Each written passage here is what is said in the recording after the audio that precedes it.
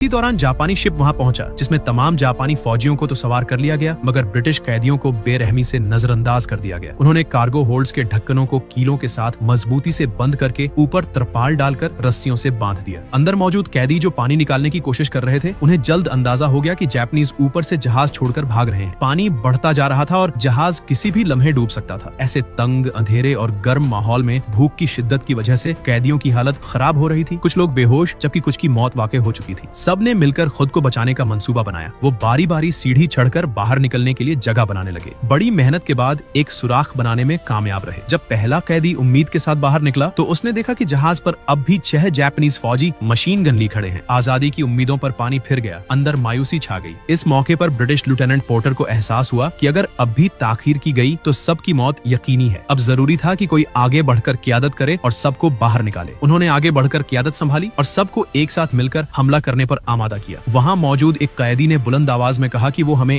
एक एक करके मार सकते हैं, मगर हम सबको एक साथ खत्म नहीं कर सकते। लेफ्टिनेंट पोर्टर पहल करते हुए जहाज के दरवाजे की तरफ बढ़ा, मगर बाहर निकलते ही गोली लगने से दम तोड़ गया। उसके पीछे दूसरा, तीसरा और चौथा कैदी भी एक एक करके गिरते चले गए। फिर भी दरवाजे से निकलने वालों की तादाद बढ़ती जा रही थी, मगर कुछ कैदी बाहर निकलकर छुपने में कामयाब हो गए। मौका देखकर उन्होंने तीसरे कार्गो होल्ड में फंसे लोगों का दरवाजा खोल दिया। दोनों हॉल से निकलते हुए कैदियों की तादाद बढ़ती हुई देखकर जापानी फौजी घबरा गए। कुछ ही देर में उन्होंने जहाज पर मौजूद तमाम जापानी फौजी मार दिए, लेकिन हॉल नंबर 1 के कैदी सीढ़ी टूट जाने की वजह से निकल न सके। उसी वक्त जहाज का ढांचा टूटने लगा।